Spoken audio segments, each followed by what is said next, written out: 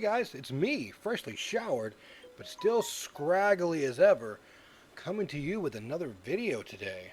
This one, as you can tell, is the Humble Monthly. I think it's the first time I've actually seen it where it came on the first, which is rather odd, but I mean, hey, I'm not going to shy away with it.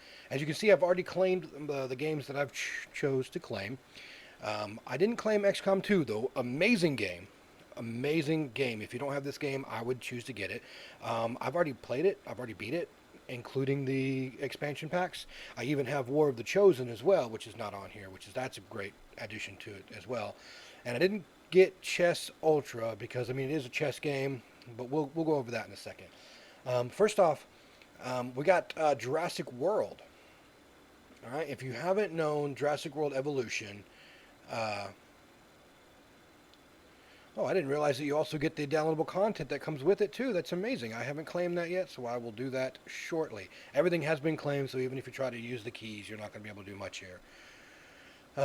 But this is a park management game. Obviously, kind of funny thing to be playing during a pandemic where we could all die if we chose to go back to work. But we're going to open up everything just like we do here. A lot of people have played this, and it's actually a relatively interesting game, so I might just check it out. We've got obviously XCOM 2 again, really tight strategy RPG game with a great story that goes along with it. If you haven't played it yet, it's probably one of the better ones you can get, along with the 2 expansion packs that come with it, which is really good.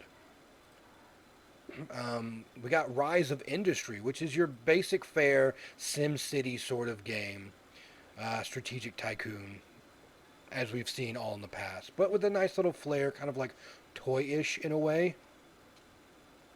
So, should be fun. I will probably play this as well, just to get a feel of it.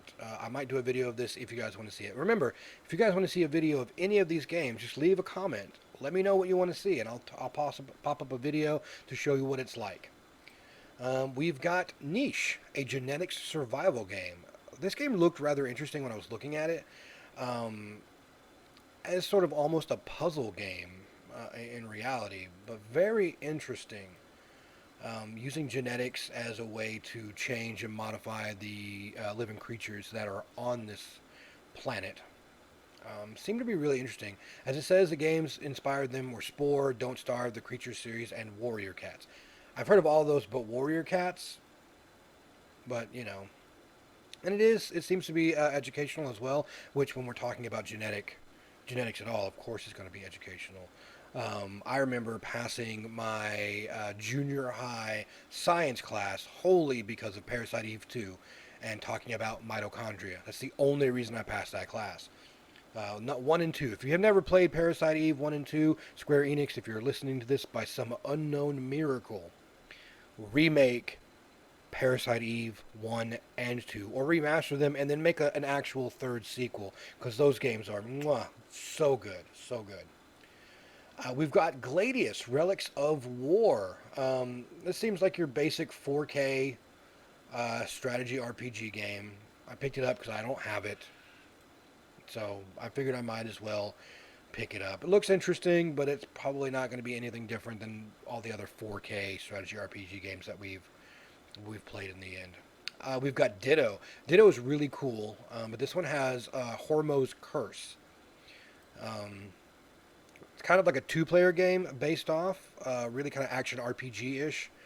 I guess they added roguelite in there too, but the best aspect of this is local co-op. Local co-op on this is actually supposed to be really good. That's the reason why it was named Ditto, as in, you have that second player who's also like you. Seems really interesting. I will probably play this with, any one of my girls if they just decide to play with me. We've got Warsaw. This looked rather interesting. The way the gameplay style looks, it is a turn-based tactical RPG, but it has that style that's been coming out lately. One of the newest games that has come out is Iratus, Lord of the Dead, has this sort of same style. It looks rather interesting, and I probably will play this. But obviously it's during World War II, right? Yeah, World War II turn-based tactical RPG. I mean, World War II was terrible, but I mean, some of these are really interesting, pictures and aspects. So I will probably play this just to see what the game is like. Cause I like checking out new games, kind of like that. We've got Heave Ho, and again, this is a game that is meant to be played with other people. It originally, I think, came out on Switch, um, but it is really fun. I've actually seen a couple of people play it. You're basically a potato trying to get to a goal with your friends, using hand grab simulations and stuff. And here we have Mo Astray. It looked rather interesting. I really kind of liked the art style of it as well as this opening picture. It was really kind of cool. It does look kind of like a dark platformer. Um, as you can see by some of the things, it looks like you are a blob of some sort. So it looks rather interesting. I will probably check that out just to see what the type of the game is. But it looks to be a kind of a frantic sort of uh, using your thumbstick platformer. Then we have Neoverse. It touts itself as a deck building game. So kind of like looks like I don't know, a fighter or an RPG using decks. Seems rather interesting. Very, obviously female centric by all the characters. So very Japanese, obviously, because that's kind of what they do. Says features and diversity. Be the avatar of Neoverse. 3 amazing characters, all with their own unique characteristics. 300 strategic cards and more than 100 skills. Over 70 types of monsters with different patterns. A never-ending continuation of unlimited possibilities. Transcend difficulty settings for the more challenge-driven players. So there you go. I mean, it is a deck-building game. I don't know if it's going to be better than Slay the Spire. Slay the Spire is probably my favorite deck building game, but this one may not be roguelike. That one is. We have Chess Ultra. Basically, it is a chess game. That's pretty much it, with different types of chess stuff in it. If you do like chess, then this might be the game for you. I do like chess, but I like story-driven games better. I'd rather play chess on an actual wooden table. Then we have Horus.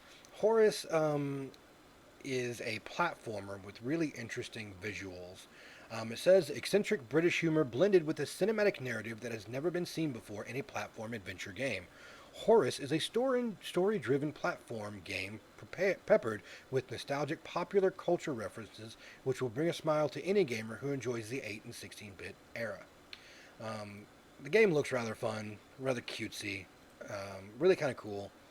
It might be something I might take into, but we'll see how well that works out. Those are your games, your humble monthly games. I do get an extra game because I am obviously very loved.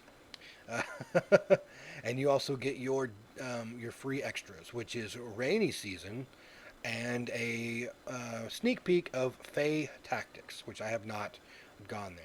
I do still have 2 choices remaining on April's, which I have not got yet because I don't know what I want on there at all, or if I'm going to give some of these away.